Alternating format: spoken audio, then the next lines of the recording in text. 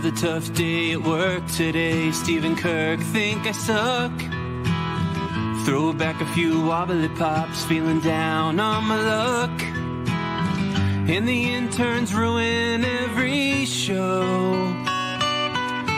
But it's still where we want to go. It's Mike and the Minifans. 'Cause nobody had any better plans. You want to be with DC and our aim in a hand. The host can't see, it's Mike and the Minifans.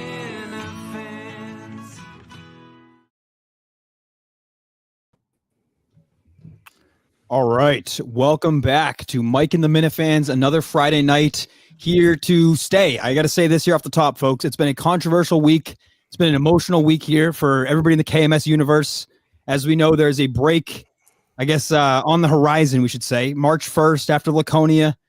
We know it's coming, but I'm here to say right now, the Minifan Network is here to stay. We are not going anywhere. We will not go quietly into the night. We will not vanish without a fight. We are here to live on. We are here to survive. We are staying, folks. And today we are joined by some special guests. Chris Clemmer joining us. How you doing, Clemmer? Good. Thanks for having me. This is very exciting. Mick and the Minifans. This is great. Well, it's Mike and the Minifans. Everybody's been rushing to give me credit for this. This is still Mike and the Minifans. I am technically a Mike. I know that I think the history of the show has been hosted by Mike. I think BA's real name is Mike, not to dox him. So we have to keep this trend continuing. This is Mike and the Minifans. Cinema, how you doing? I'm awesome, buddy. Happy to be here. And I love the egoless Mick. Egoless. He's not taken out for anything. He's just here to carry the torch. It's a tough time. It's we got to come together here. Steve, you're live to tape. How we doing? Doing great, Mick. How are you? I am well. Thank you for asking. Let's get right into it, fellas. Big news this week. As I just said there off the top. Yeah, there it is, Clever. We love that. Where are you guys at with it? The impending break coming. How'd you feel about it? Did you think it was a bit? Let me start with Clemmer. Where are you at with everything? Yeah, I don't think it's a bit. I don't know if it's going to be 6 months. Right. I have that in my quotation, 6 months. Kirk said he's taking breaks before, and I that would surprise me if it was 6 months where he just goes off, and just does case stuff. I have to imagine, though, like doing the case and doing anything else must be really hard. Traveling all around, trying to investigate, trying to do stuff, and you got to switch gears, do the show. Kirk did it obviously before, but I can understand why you'd want to at least prioritize stuff a little bit differently for at least a little while. But 6 months sounds like a very long time. Yeah. Cinema, where are you at with everything? Well, I think picking up on what Clemmer just said, along with doing the case and that being so takes up so much time, he's also still going to be doing, got the dozen trivia, that stuff he has to work into his schedule. It sounds like they're still going to be doing on name show, so that stuff he's still going to have to fit into his schedule. So even if he does take a break, we're not going to not have any Kirk content. We'll still have a little bit coming. And I kind of agree again with what Clemmer said as far as I think a hiatus is definitely coming. I think 6 months, who knows? Maybe it could be, but I think it's going to be, I would guess it'd be shorter. Just to push back there, I agree with having other Kirk content, but as an avid KMS listener, we all are, there is something a little bit different than not having KMS 3-4 times a week. Even just the wrinkle this week for me, I almost felt pathetic how thrown off I was. I was like, it's 9:30, 10 o'clock. Where's the show? What the hell is going on?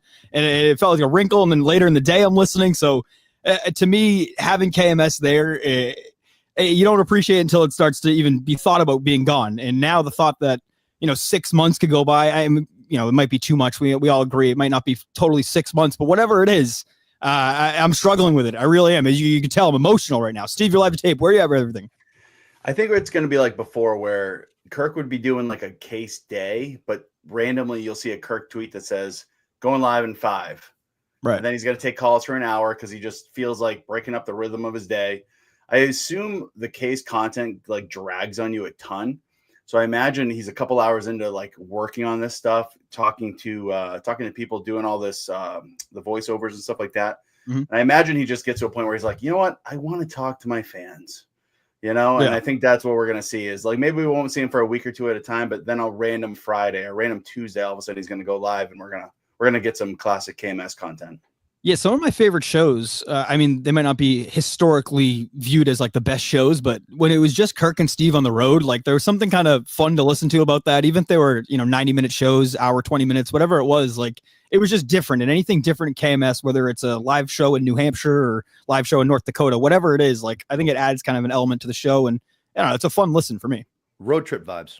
Right, yeah.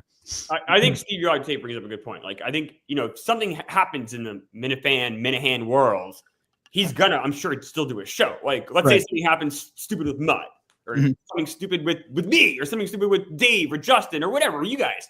Like, he's gonna then jump in and I imagine do an emergency show or something. Like, he'd want to react to it. He's usually good about that. I mean, how many times have we said, 3 shows a week, and now it's become 4 shows a week, and then now he does the call, and like he'll break in. He's good about reacting to stuff instantly because A, it's fun, and B, I think he likes doing it.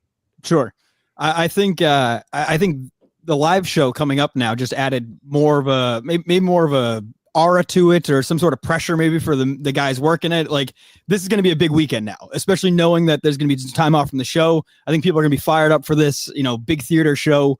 I don't know what they have in store, but I can imagine that, this is going to be a big weekend for the Minifans. I can't fucking wait for Laconia. I'm counting down the days. I cannot wait. Yeah. And obviously I'm going to miss the shit out of the show if it goes on hiatus. I don't want that at all, but I'm just saying, it's nice that Kirk won't totally go away, even if he does take hiatus. I think he mentioned another Ryder Cup too, so that's awesome. Yeah. I fucking loved the Ryder Cup last year. It was a mini golf version, I think, right? They were talking. They did talk about that I think he's going to be doing both, right? Mini golf, and there's going to be like an actual golf that he did the Ryder Cup last year. So I mean, that's the thing too, is he's doing more Barstool stuff, I think, than ever, right? Like, I know certainly back in 2019 he wasn't doing the stuff, and now he's hosts literally the show with Dave every week. So I mean, he just got done doing Jeff's new show. Barstool stuff besides just KMS at this point in the case. Yeah, and even like today's show, like he has no reason to do Friday call-in shows, but he's doing them, and like they're obviously great, and we enjoy them, we love them. So I just see like he'll just be like halfway through the case and just be like, he loves the world. I think he really does love the world, as much as he says he hates us and he doesn't want to put up with us.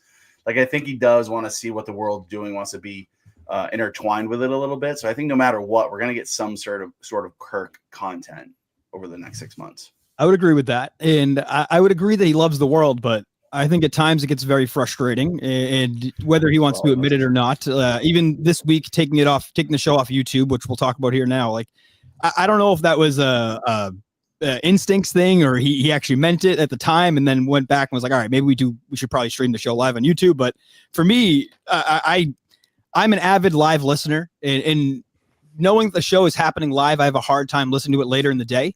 It's sometimes I don't get to listen during, when it's taped, but for me, having the show listened live and then waiting a couple hours and then reading some tweets about it and stuff like that, I don't like doing that. So it either has to be live for me or not at all, or, later in the day. Where are you guys at with that? Do you listen on YouTube every day? Are you podcast listeners late in the day? Like, where are you at with everything?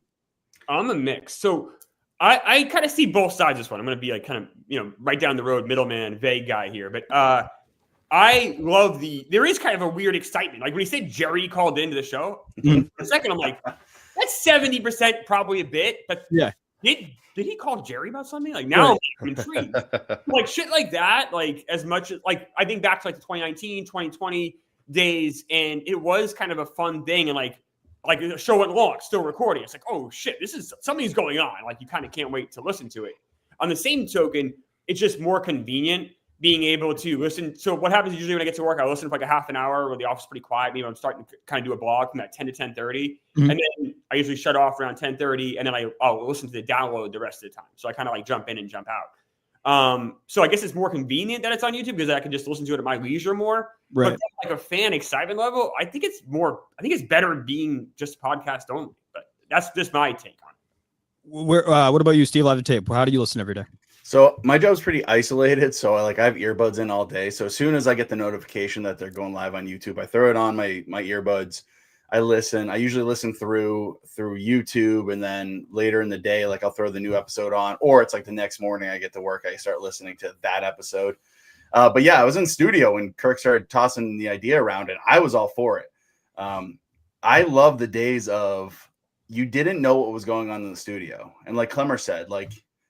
We might be tweeting breaking too much, but when they tweeted breaking, Jerry Callahan has joined the show or called on the show. It's like, all right, I think this is a bit, but this might be something really good, and I'm looking forward to it later. So like I miss stuff like that because now we see everything live, and that's great for one reason. But on the other hand, it's like I like the mystery of it. There's a little bit, I think Justin said yesterday, there's a little bit of magic when it's not live on YouTube.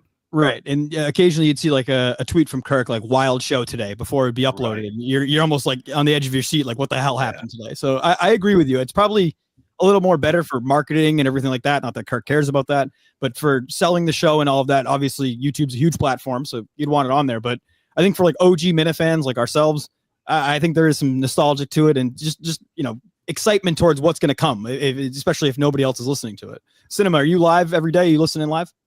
So I have the show up on YouTube, but my machine is super fucking loud. And then I bounce to the office every once in a while. So the machine I have to listen over. And if I bounce into the office, I pause it. So I'm usually always behind schedule within 15 or 20 minutes. I watch as much live as I can. And then sometimes I'll finish the episode if I'm at work for longer than, 2 hours. And other times I'll just finish it at home. Very rarely can I listen from start to finish, like on YouTube, but I love the video aspect. Like, I remember the days. I'm sorry. Cinema. No, I was just going to say, even if they do it like later in, like on a post, I would like for them to still do the YouTube post along with the audio versions. Yeah. I remember the days when I was like an unemployed guy at my house during COVID, nothing to do, and you would like feverishly wait for that show to drop because I had nothing else going on in my life other than like sitting outside in the backyard with my 2 dogs. And it was like when he like show running on, I'm like, oh, thank God! Like it was just I was so desperate for any entertainment at all, and especially like a show that I loved. So like when I just anxiously remember those days. So I got a little throwback to those kind of feelings today a little bit when I was seeing those tweets pop up. Of course, I thrived in COVID, man. I heard you say, I think it was when you were with Kirk in Chicago. You said with Mutt, what's he doing now? He doesn't have to prepare for this show like once a week. And I started laughing out loud because I'm like, yeah, I do like little notes before I do KMS. Like Mutt doesn't even have that anymore. Like I felt really bad for him when you said that. I was like, oh no, what is he doing? Saving gas money. I can't get enough. I root like he's so likable on air. Like his on air presence is so he's the best. You can't help but like root for Mutt. Like if you don't root for Mutt, you get the fuck out of here. You're not a human being. But yet at the same time, he must be so frustrating. Like even like as much as the periphery as I was, where I was just simply just like working at Barstool and wanting him to work at Barstool too. Right. And him basically saying no thanks to Dave was the most. I remember I was punching my steering wheel. I'm driving around like East Bumblefuck, Texas, looking for purple hats, punching my steering wheel. I'll be like, "The fuck, Mutt!" Oh.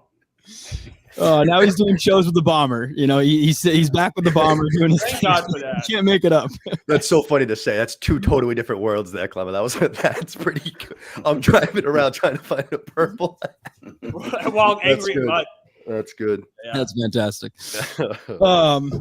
Moving on. All right. Moving on from the YouTube stuff. I think we would all agree the YouTube's probably going to stay, but it is nice to have a little surprise show every now and then. Maybe during the case, you might get less YouTube, maybe more surprise shows, something like that. But I think YouTube's probably here to stay. As Cullen said today on the show, it's, it's a big part of our world now. I think he phrased it like that. But moving forward, Kirk's reporting. Kirk was right. We got to talk about that. The Ben Volen phone call, the Pizzuti phone call, everything about this, him not giving credit. I know, Clemmer, you were vocal about this on Twitter. Where are you at with everything? Yeah, I mean, it's ridiculous. It just goes to show you this weird inner circle these beat guys have, which meanwhile, back in the old days, these reporters would all rip each other's throat out to get a story. Right. Back in the old days, back in the 80s and, Newsday, New York Post, New York Times, those guys were all calling for the same story. It was really competitive. Now it's grab ass. And they're all eating Papagenos together in the press box, and it's all hunky dory, and they're all going to these same stupid ass shows. Like it's such a weird club that they don't want Kirk in. They don't want any outsider. They don't want Barstool in. They hate even giving Barstool credit. They certainly hate giving Kirk credit, especially in the New England market. They don't want anyone that's not in their cool kids club, which is ironic, to ever give anybody else credit for anything, even though Kirk obviously has a really nailed in, sounds like multiple sources with the Patriots. Right. And it sounds like the Patriots are giving Kirk these stories probably for a reason. Now, are they Kirk fans? Probably. Do they maybe not like these other reporters? Maybe. Look in the mirror for a second and also try to investigate these stories yourselves. This is the thing, is these guys are just waiting for these stories to drop. And it just shows you how lazy a lot of these sports media people are. Right. And why do you think, he'll tweet out every now and then some crazy, Dave solo me right now, I'm going to say something outlandish, but for the most part, when he tweets out breaking news and he's being serious, there is no troll to it. And he's got a pretty damn good track record. So for me, like guys like Ben Volen and Bert Breer, like those guys, it almost just seems like you're ignoring somebody who's worked in Boston media, had a #1 show and has clear sources. Like it's almost like they won't even say Barstool Sports. It's not even a Barstool thing or a Kirk. It's anti-Kirk. It's very odd. But Cinema, where are you at with everything? I feel like it's been like that his entire career. I feel like he's always been like pretty much kept at arm's length, which is ridiculous considering how he's more talented than everybody he's ever worked with pretty much in his entire career. It's like kind of like Clement said, it's a cool kids club. It's a circle jerk. Everyone just wants to tap each other on the back, and it's just copy pasting stories too. It's just they wait for Schefter or Rappaport, and then it's a copy paste. And it's crazy that some of these people have as many whatever you want to call it, followers or a following that they do with how little work they actually do. Do you guys remember Will McDonough? Are you guys old enough to remember Will McDonough? He wrote for the Globe. He was he was the football guy for the Globe. Is that Sean's brother? Are they Dad, okay. And he was piranha with stories. He would go, he'd have all these sources. He was a shark. He took no prisoners, and he busted his ass to get these stories. Now, sometimes you get too in bed with the sources as far as being too much with Parcells or too much with Kraft. There was a whole thing with that. But Will McDonough was a shark. I don't feel like we have those kind of reporters anymore. Maybe just the game has changed with stuff being online now, and being a reporter is not the same as it used to be. But it's such a huge difference. Like the idea that these guys are so unwilling to give Kirk credit because they're just terrified. They're walking around scared. They don't want to lose their clout or their corner on the street. And it's just so evident. It's pathetic journalism by these guys. They know it. They know they're running around scared.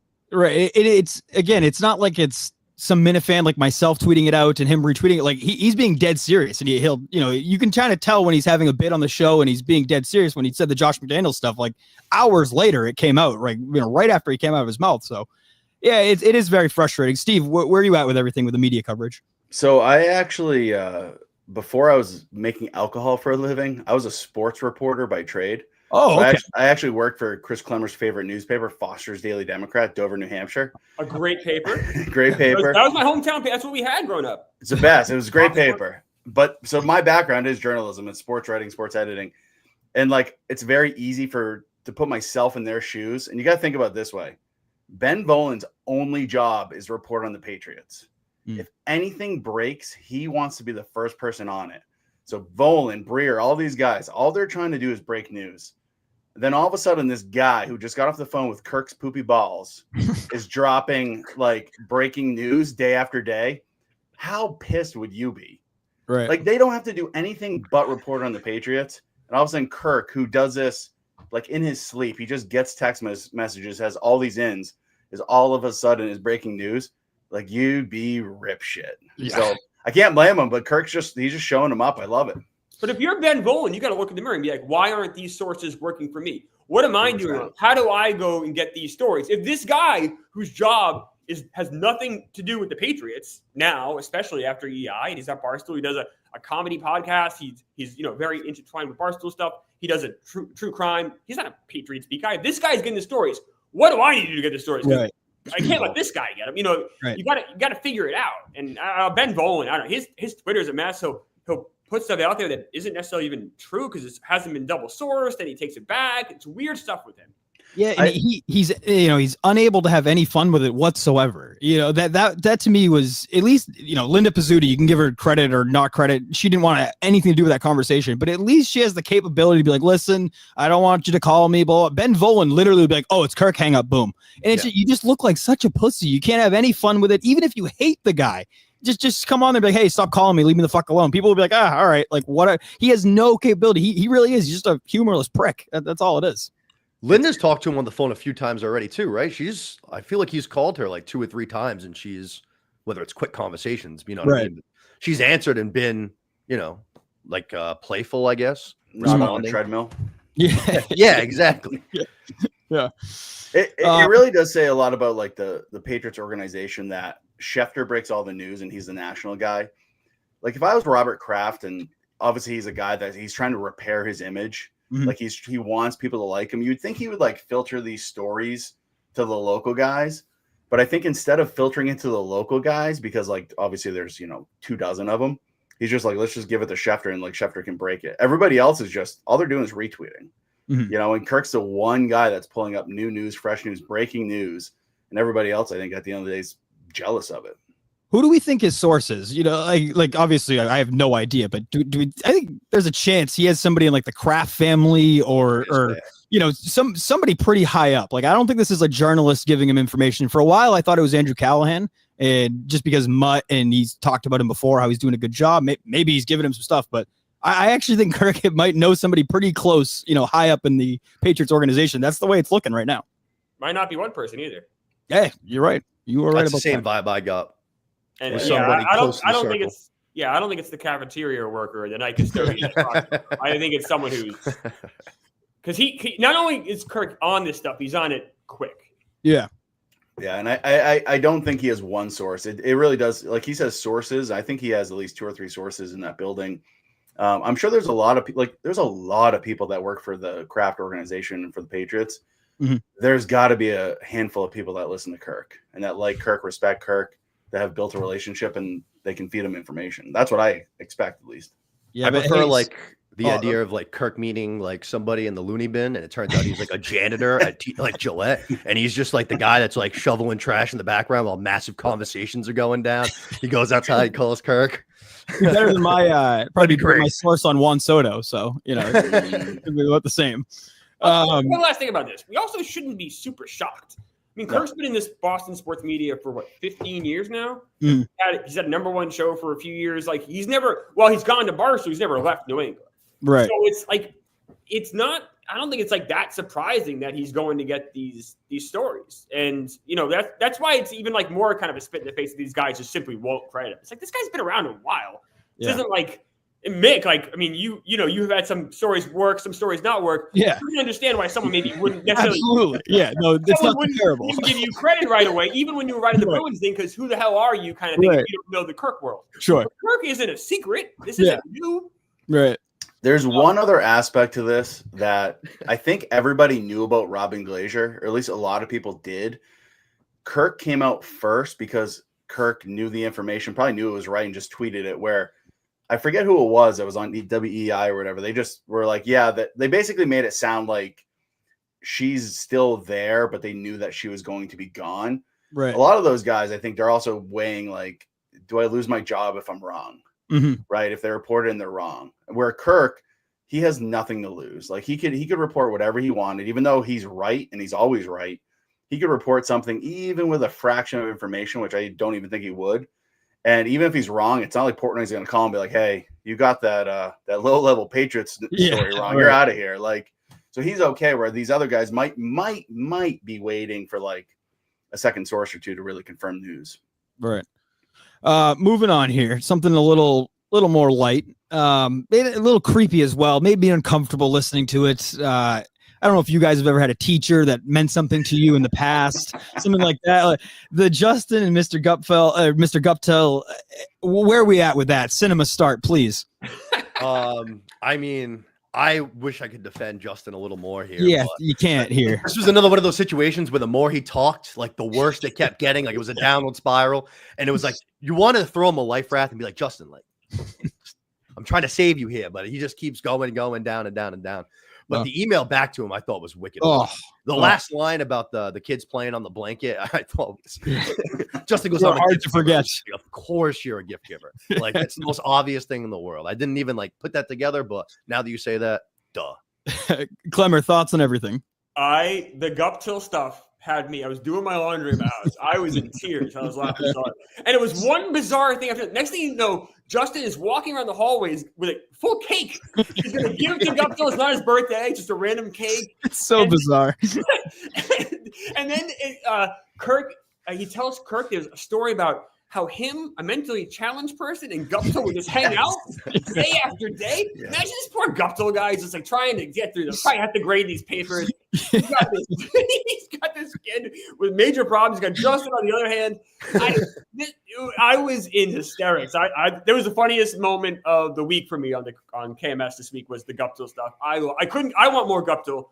The letter back. Third chair. We got to get him in as like a third chair or something. Like, or on the show, like he's a must. Absolutely. We have to give Justin credit though. Justin was absolutely right. Justin's whole statement was, "Mr. Guptil will remember me," and Guptil's letter had so many details. Now Guptil might be haunted by Justin. Yeah, we don't know, but he does remember Justin. So Justin, you're right. Steve, where are you at? Ever have a teacher similar to Justin and Guptil? You have a relationship with a teacher like that?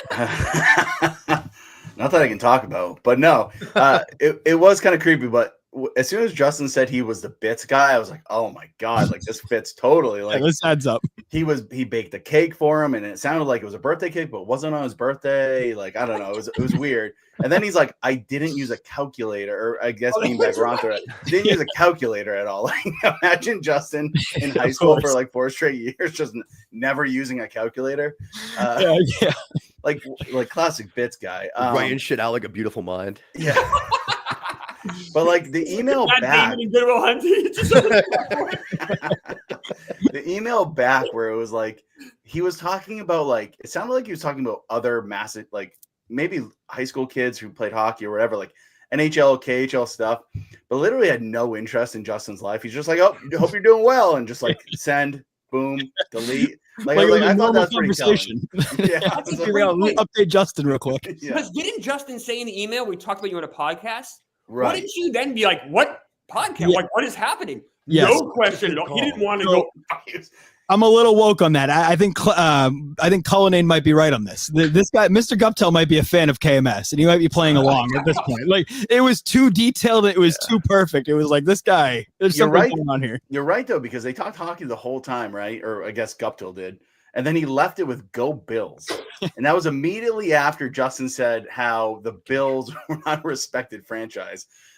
So I kind of buy that theory. Like, he might be a Minifan. Yeah, is he a daily listener? Is he in the chat right now? He might be done with Jeweler. We don't know. I need to know like where it started with Justin. I need to know like what age, and I need to know what the first bit was. I want to go to the origin story. I want to go back to the original bit. I need to know what it is. His dad sang the Jim Croce song, right? When he okay. Yeah. Like, I think it comes from the sperm at that point. Like, chicken egg. Yeah, I don't think there wasn't a bit. It was just he's always been a bit. Yeah, that's the thing. I used to, as somebody that spent a little time with Justin, might not have gone so smoothly at sometimes, but Justin is. You'd think Justin's always doing a bit, but then you realize, no, he's just like a bit himself. Like he's a walking bit himself. He's got these crazy characteristics about himself. He's got everything. Like, he's unpredictable. He's a wild man. But I love that he does. He has the self-awareness to say it's a bit, though. He's like, I know this is a bit, so that's why I appreciate it. It's all right. Well, he knows. He almost gets excited on how mad Kirk's gonna get. He's like, oh, here we go. But once again, like, we hear these stories. Like, what hasn't he told us? Oh, what's a bit we haven't heard? Like, you got some dark stuff in there. There's some dark stuff. There's probably some funny stuff. Like, he's forgotten. Like, I don't remember half the shit that happened in high school. So like, what isn't Justin telling us? I wish we could just like put him like in psychosis and just like get like all that deep dark information out of him, because there's more there. Oh yeah, absolutely. Moving on to his former partner, Coleman. Coleman to Barstool. What's going on with that, Clemmer? Let me start with you. Do you think Coleman has a future there? I mean, Portnoy, he likes to have fun with people. He likes his crazy characters. It seems like he has an interest in Coleman, or at least as a content perspective. I know he's got the history of the company. Could you see Coleman coming back to Barstool? Sure, I could. Yeah, I mean, if Dave talks about you, it's usually a good thing. Like, right. Dave had a tweet too saying like, I can't quit this kid. And that's usually a pretty good. You see that with like the Nadeau's of the world. Nadeau came back. Mm-hmm.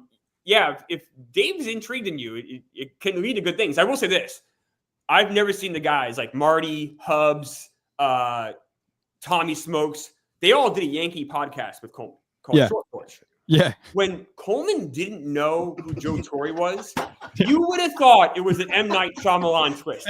He would come to you and go, Clemmer, like, I don't understand. Like, this guy for a year produced a Yankee podcast. Yeah. And he doesn't know Aaron Judge's number. And I'd be like, no, like they would be stumbling around. They were in mass confusion. Coleman still He's a chameleon. He can fit in anywhere. He really is.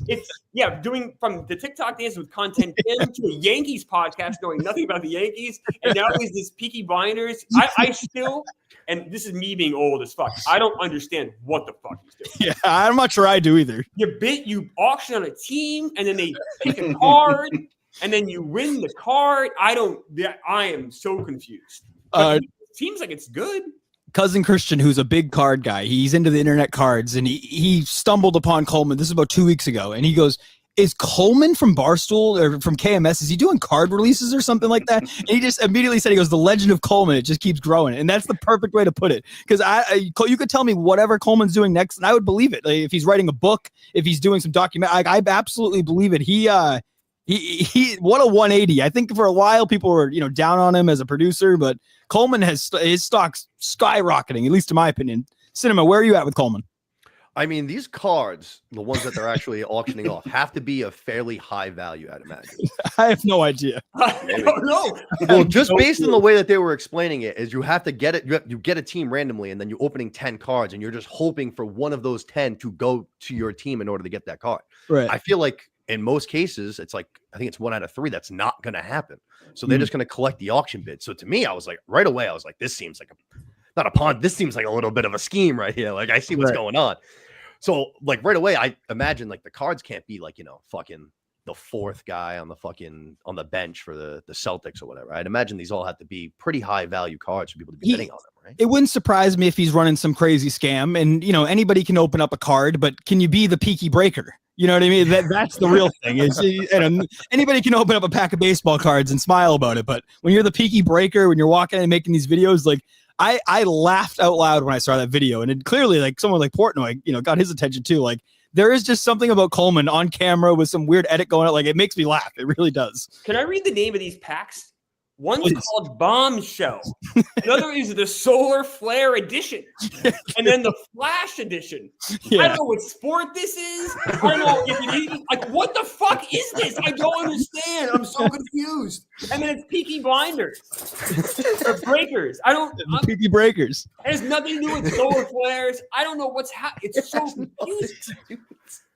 Coleman's accent was so half-assed compared to his friend too. His friend like delivered, and Coleman like quit the accent like he was fucking like Tom Hanks and Elvis. He just kept quitting the accent, coming back to it, quitting it. It was the other kid's idea. The other kid has a great accent. He's like, let's do Peaky Blinders, and Coleman's like, all right, that's gonna kill. Coleman is a chameleon. 100%. Coleman forms to whatever environment that he's in. When he was with, Clemmer, what was that show he was on before you said? Short Porch. Yeah, like he's going to pretend he's a Yankees fan. When he's on KMS, he's like, yeah, I'm a Kirk Manhan fan. Like, I love cards. I'm going to break cards with you. Like, I think I got to give him credit because, like, whatever environment he's in, he's going to mold to it. He's going to fake it till you make it, and he's really good at it. And I think he's really good at it until you're like, wait a second, are you good at this? And I think that's kind of where, like, it kind of tailed off with Kirk. But obviously now it's like he hasn't even changed his Twitter handle. He's still KMS Coleman. He's in the Minifan world forever. He is. I think he's more involved with the show now than he was when he was employed by Kirk, and that says a lot. He tweets about it more now. I will say, though, I think he actually genuinely does love Harry Potter. That is the one constant. Yeah. He's got a Twin Peaks. And right now he's in his movie Knicks. He's a big Knicks guy. We've known that, right? He loves the New York Knicks. He claims he loved the Yankees. He didn't know who George Steinbrenner was. That's all right. But he's a great guy. I'm always rooting for Coleman. Coleman was great when he came to the office and did the stream. And was just chirping Tate. That was great. No, I don't know. Hopefully we see Coleman soon. I hope. Like Steve said with the stages, I like that he's in his movie stage right now. Like him talking about when David Lynch died, and he put out like 2 tweets talking about his David Lynch favorite things and shit. I was like, dude, what the fuck is going on? I was like, you didn't know Jim Tomei, but you know David fucking Lynch is. I give him credit though. So with my game yesterday, I have to go back in so much audio just to find different things. And I listened to one episode, and randomly Coleman's like, I love Twin Peaks. And I was like, I was the first guy to be like, that's when David Lynch died. I was like, this guy's bullshitting everyone. But no, there's an episode, one of the first episodes of Coleman. He's like talking about how much he loved Twin Peaks. So Twin Peaks and Harry Potter, that's where he is. I believe it. You could tell me again, Coleman's running for president. He's working on a campaign, something. I would absolutely believe it. Who the hell knows where the future of Coleman ends up? But he might love Trump. He might love Kamala. We don't know. You know what I mean? You no clue. He loves them both. Mm-hmm. Clemmer, we obviously are coming off surviving Barstool. You were runner-up, or some, at least in your own mind, right? Not close. I was second. I wasn't last in the jury. I wanted to ask you this because there's an all-time clip that came out. I think it was in the finale. It was you and Kirk talking, and it was you just giving your opinion on everything, and Kirk being like, "Who the fuck asked you?" Yeah. Nice. I'm the one guy sitting with him, and he's chirped at me. Nice. I think to the average person watching that, you're like, "What is going on?" But if you knew like the Kirk Clemmer dynamic, you're like, "Oh, that's completely normal." How is the dynamic of working with Kirk in like a group environment like that, knowing the background of KMS and stuff? Like, do you find it like, you know, do you almost be like, yeah, it's fine, don't even worry about it, guys, he's not actually mad at me? It's like, how is everything working with Kirk in like a surviving Barstool? Yeah, so like, if you remember that episode where Kirk and I were screaming at each other, we were doing that, throwing that ball back and forth. Yeah. Kirk went over, I thought he was gonna punch me. Yeah. Like, but so Kirk's like, "Fuck you," and I'm like, "Fuck you," and we're both like screaming at each other, and they didn't show a lot of like, Kirk and I were still tripping back and forth. Kirk's, "I'm gonna fucking ruin your life," and I'm like, "Fuck you," or I just would sit there and stare at him, and we was going back and forth, and it ends.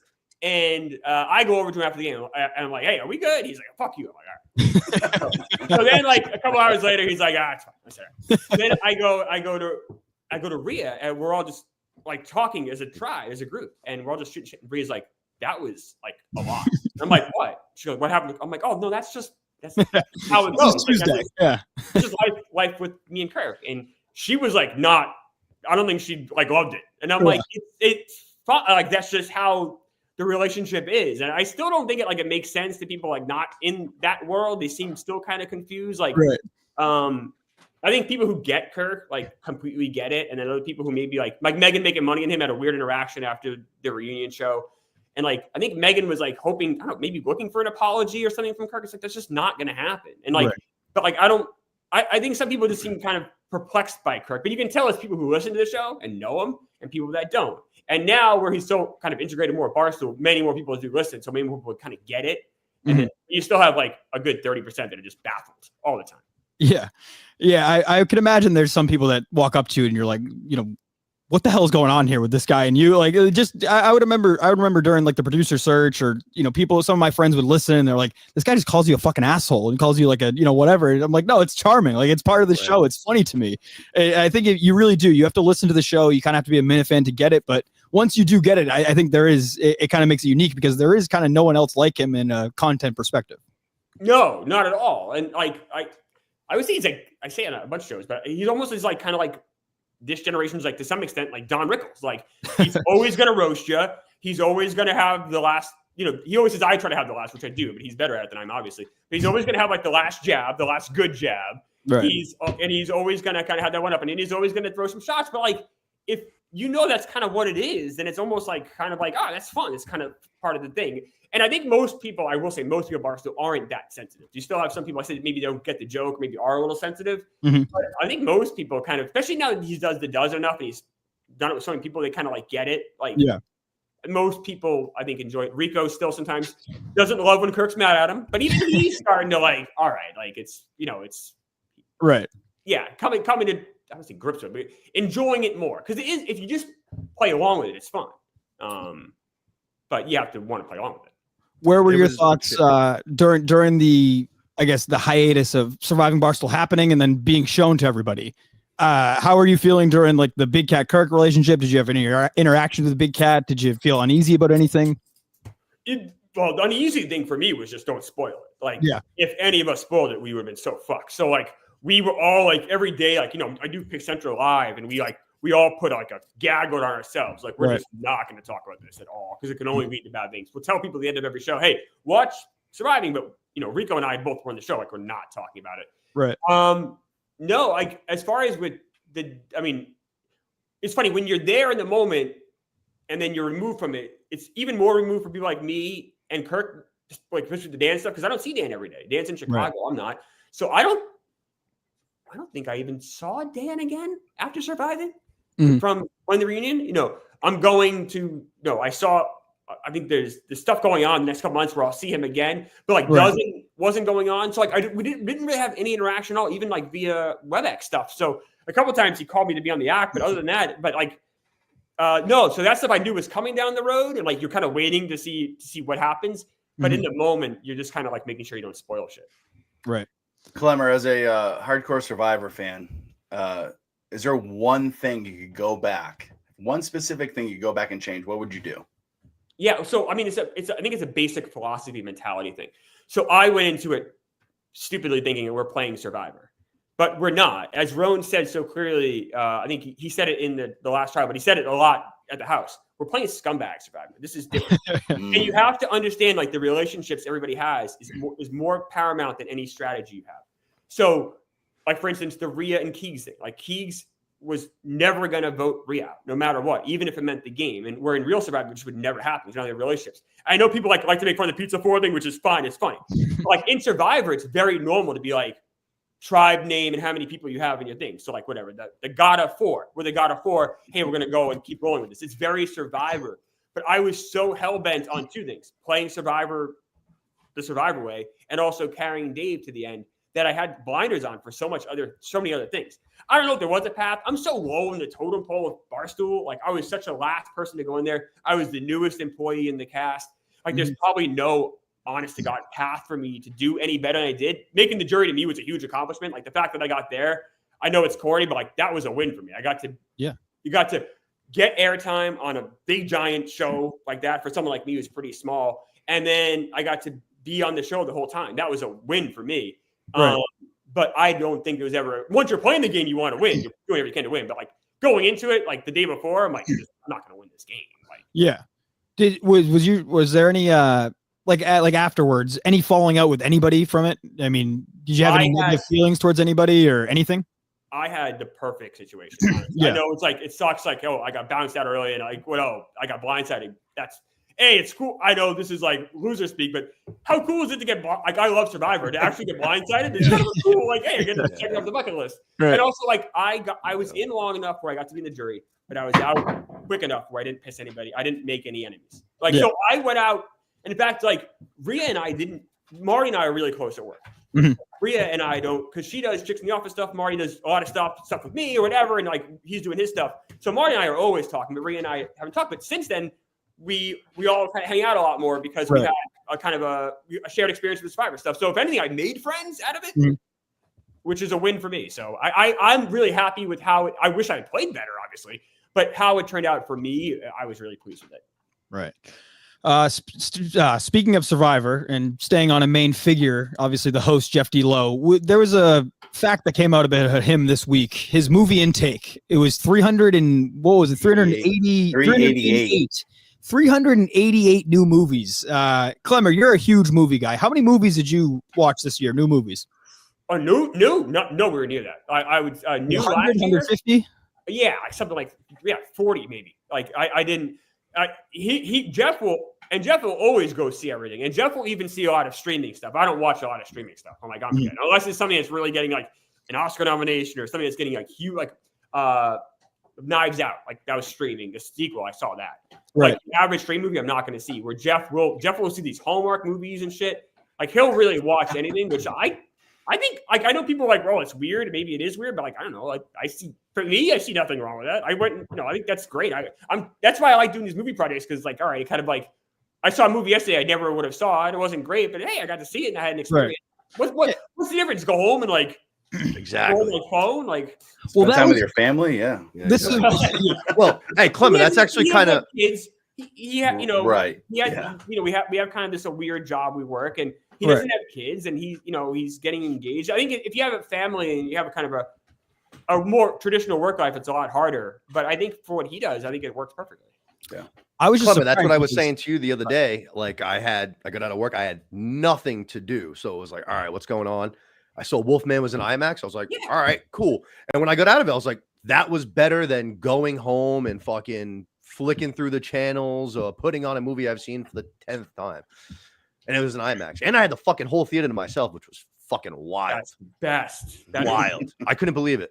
That's what I mean. Like I very rarely I hated Wolfman, for instance, but I still am happy I went because I thought it made me laugh because it's so bad, and then B, it's like still an experience. Like what I said, what's the alternative? Go home, and I'm not a big guy. I know a lot of people like would just turn the TV on, like because kind of an on background. I don't do all of that. Like or like what else would I be doing in my time? Most realistic, playing a baseball team. All right, that's fine, but like you can also go see a movie too, and like I think it opens your mind more creatively. I don't know. I love movies, so that's why I was surprised though. Jeff has 500 different teams to root for in different cities. He's always tweeting about them. And I love Jeff D'Lo more than anybody, but to know that he's watching a movie, a night, it's impressive. I'll give him credit. He's a movie guy though. It's movie guy, but he watches. Jeff does a lot. Like Jeff is very, I don't think he reads a super ton, but everything else he does like to the nth degree. I think that's kind of like what makes Jeff like great is like with what he does. Like he does the trivia stuff. He writes a lot of those questions. Like, he does everything like to the full extent. He doesn't half-ass shit. So I think it's pretty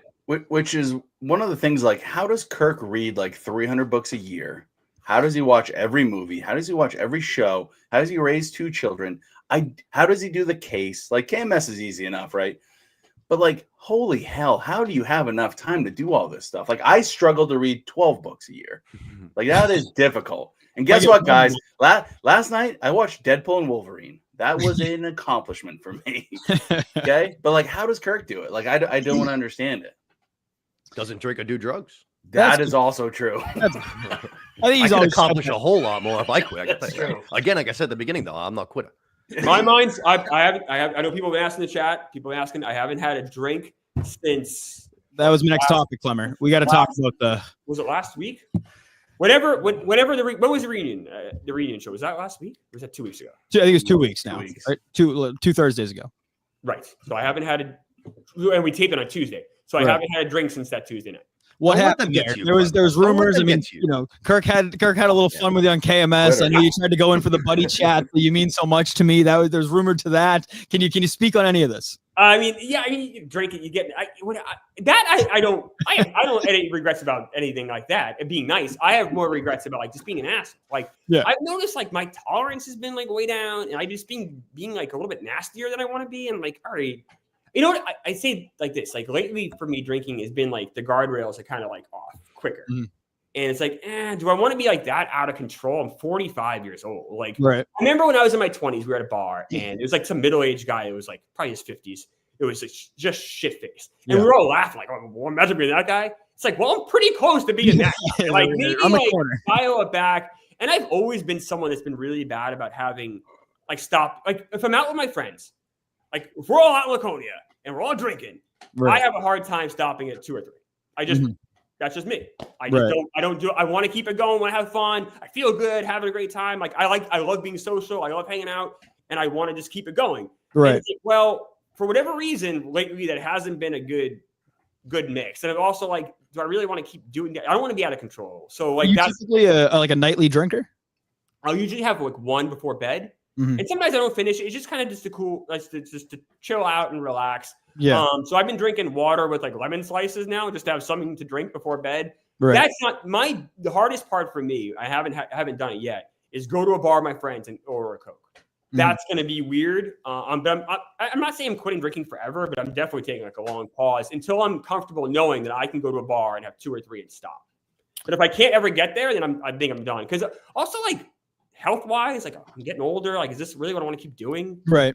Like, who am I doing this for? Why am I doing this? So I thought a lot about it. It's like, I think it also does, like, you have a unique job where, like if I was drinking with my coworkers or, the idea of drinking with your coworkers, drinking with Barstool coworkers is a little bit different. Everybody's a little more relaxed. It's the content world. You're kind of having fun with it. But yeah, I know what you mean. Like when it gets to a point where 2 or 3 go down and you're like, all right, maybe I should have another one. Or I want another one. And it just keeps going and going. Like for me, I've never had the urge to drink a lot, but I am kind of with you. Like if my friends are drinking and I'm in that environment, I'm like, all right, fuck it. Let's just keep going. And then all of a sudden you look up, you've had 8 beers and you're like, oh fuck. Like, what do I do now? Yeah. And I said, instead of being like fun, I think I'm becoming kind of nasty and shitty. Right. Like, that's not really who I want to be. I don't know. So yeah, like I said, I don't drink a ton with not in social. Like my wife doesn't drink it. Like drinking's not a huge part of my life, but it's a huge part of when I go out socially. So like for weddings and stuff, maybe I just have some sodas for a while. That's kind of where I'm at. Right. Will you be open to at least sharing a beverage, if you're comfortable with it with the Minifans in the Laconia live show, if you are there? Again, it's a big if. I have no idea if you are there, but I think I'm going to be there. I hope to be there. I'll have a Coke. I definitely probably will still be having Cokes then, but I hope everyone's there. I definitely still, that's the thing I was telling my friends, like, I still want to hang out. Like, I still love being social. Like, don't not invite me. So yes, please invite me, please. Someone can help me run a give and go. I'll drug his drink. There you go. There you go. Back cinema. There you go. Like, hey, this is an NA beer. Boop. Not an NA beer. Clemmer, look that way. I'm really looking forward to this now. Thanks, Cinema. Cool. You're gonna love it. Clemmer, how excited are you for Laconia? Very excited. Very excited for that. Very excited for the live show. Yeah, I haven't seen a lot of people in a long time, and I'm very excited. Plus, I love that area, and I know they're not doing the live show at Fun Spot. But fuck it, I'm going to Fun Spot one of those days for sure. Go play some arcade, some old games from the '80s. Yeah, definitely. That place looked awesome. It is really great. Fun Yeah, that place. Fun Spot's the best. You gotta go. I definitely want to. I got two kind of New Hampshire related questions here for Clemmer. Oh wow. Monkey Boy documentary. Where are we at with that? I can't say anything right now. Oh, you're teasing me. Come on. I know because it's Adam. I wish I could. I'll say this: we got really good news today. Like really good news. Okay. We like that. And secondly, Corano. Have you talked to him lately? I'm always fascinated by Corano. Whenever I think of people that I wish back were in the KMS world, he's top of the list. I think he was great. I think he was kind of witty with it. His humor kind of fit in. He was weird character. The whole Roan saga with the podcast, it was fantastic. Do you still talk to Corano? What's his deal? Yeah, like Corano and I, I saw The Brutalist. And I'm like, I text him, like, you guys, this is like right up your alley. Right. And or if he has if he sees something he loves, and he'll text me, and then we'll call each other every couple months just to shoot the shit and kind of catch up. So still definitely friends. He's in Florida now, so obviously I don't see him. But if he's ever in the area, we usually will grab dinner, which isn't a ton. But sometimes he'll drive up from Florida. He still has family in New Hampshire, so if he's making his way up, right, nice, he'll swing by and we'll grab dinner or something. But I know I miss the Corano experience a lot because I remember doing the podcast with me. He's such a bizarre person. I've never met anyone before or since like Matt Corano. Right. Were you guys Corano fans? Steve, are you a Corano guy? I love Corano. Rape is incredible. Rape is the best. All right, let's praise Rape right now. Mama Geary's touch. That's where I was. It's funny, you listen back to some of these Corano parody songs, and you're like, damn, these are all really good. The standard, the bar was so high then that I think even Corano's worst parody song, we were like, it's all right. Today it would be incredible. Yeah. I was a huge Corano fan. I'm a New Hampshire guy myself, so I'm rooting for Clemmer, I'm rooting for Corano. Of course. New Hampshire brothers, let's go. I would love Corano to come back in the world. I don't know if he ever will. It'd be pretty incredible if he did, but imagine if we just got a really good Corano parody song in a week. Clemmer, any chance we see that? Any chance we see that at all? I mean, you know him better than anyone. I would be surprised. Really? Have you had a conversation with him? Have you guys talked about it? I think, I think he's pretty removed from it. Kirk always says in the show he's the one guy that's kind of walked away. Yeah. I don't I'm pretty sure he doesn't listen. Really?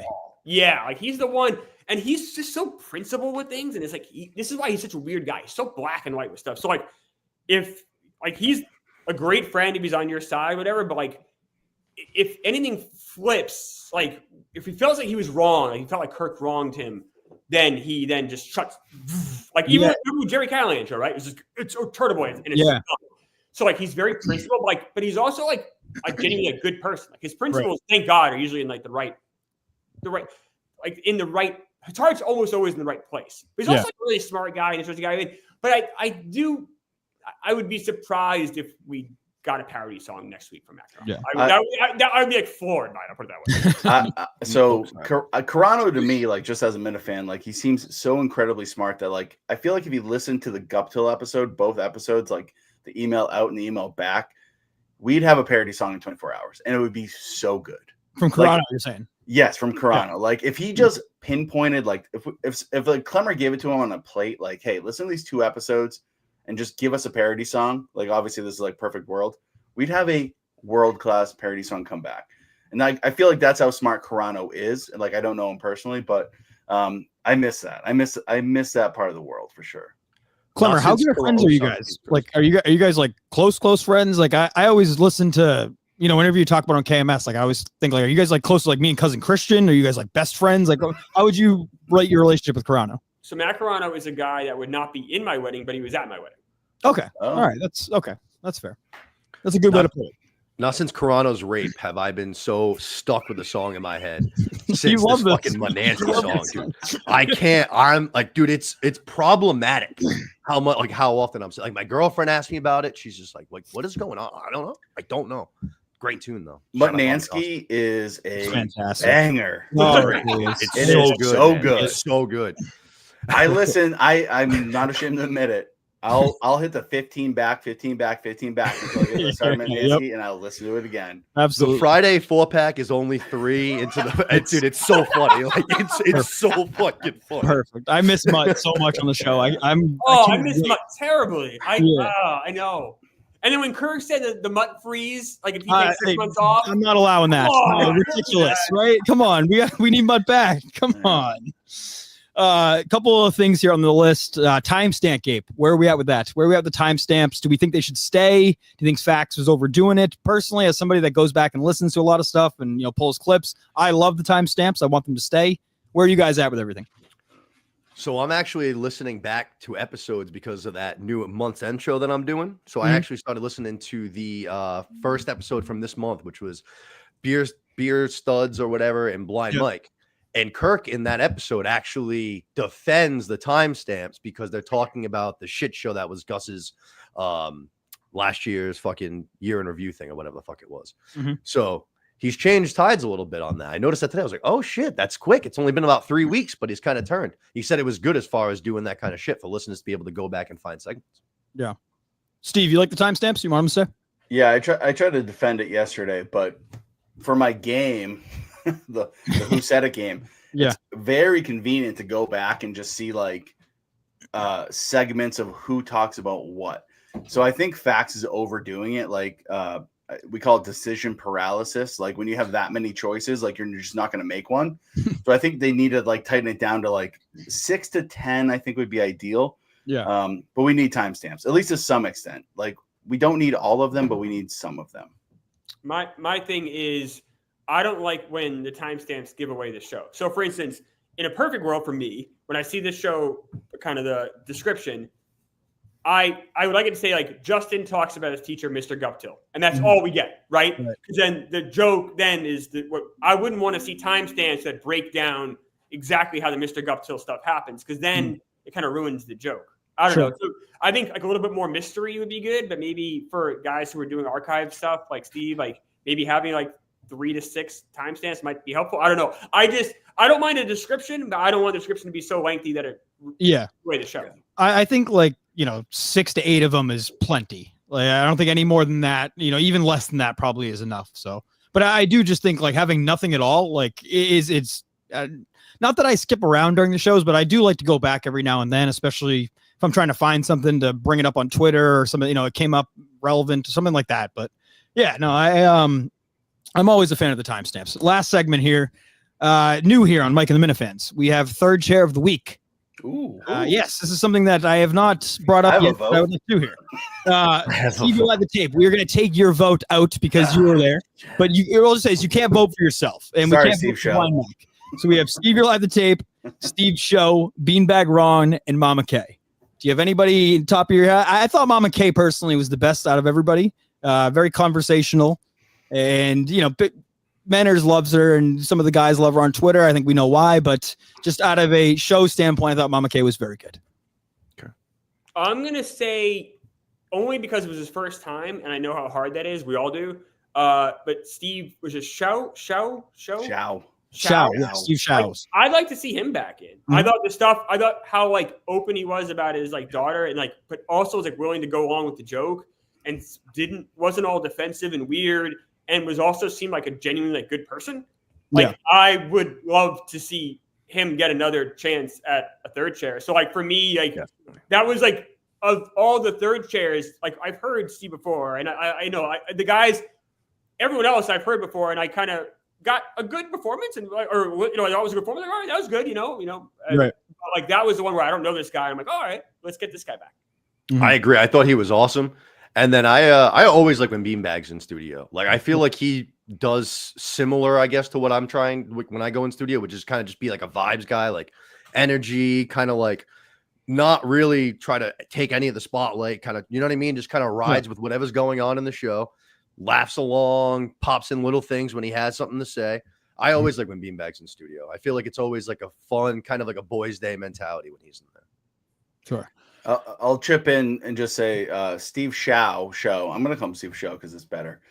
Like he had it against him because we only had like a hour and 20 minutes, 10 minutes. You could tell he had the gay daughter thing in his holster, but man, he shot that bullet perfectly. Like that was perfect. So super nice guy. The last time I was in with like I guess a random third chair was Charles. Does anybody remember Charles? Charles, no. Charles. He was the Freeport farmer with dead parents and a dead sibling. Yes, I have no right now. I have no idea who that is. Great guy. I remember the dead parents. Great guy. But yeah, whole family being dead, I can't remember. Yeah, it was a whole dead studio. Me, Charles, and Kirk. It was great.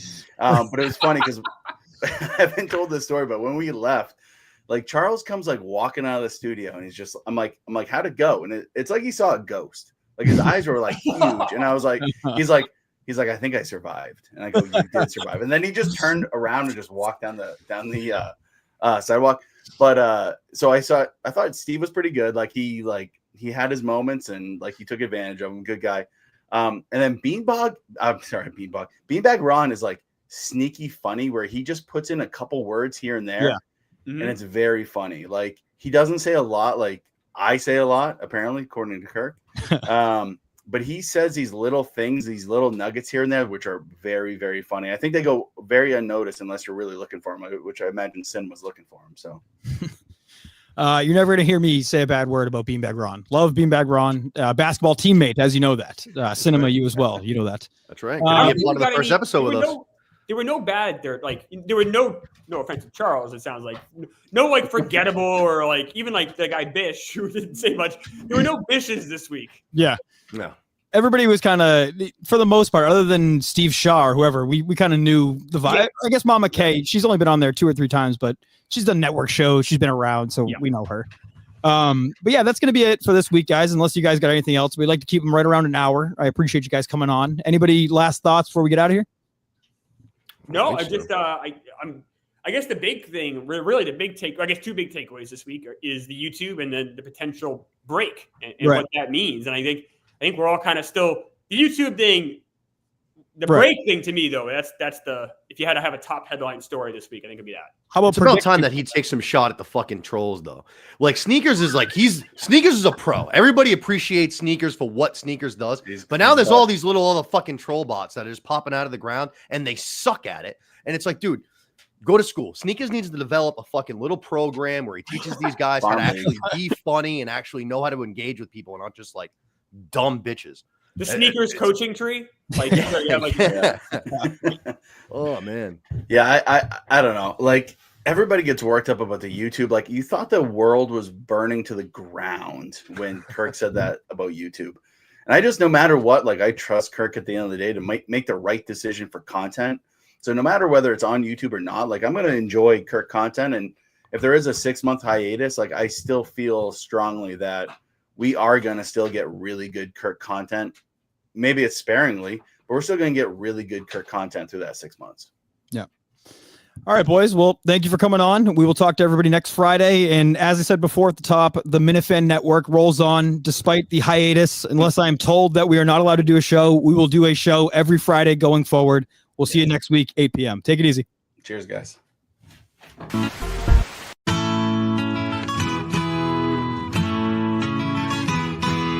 Another tough day at work today. Steve and Kirk think I suck. Throw back a few wobbly pops, feeling down on my luck. And the interns ruin every show.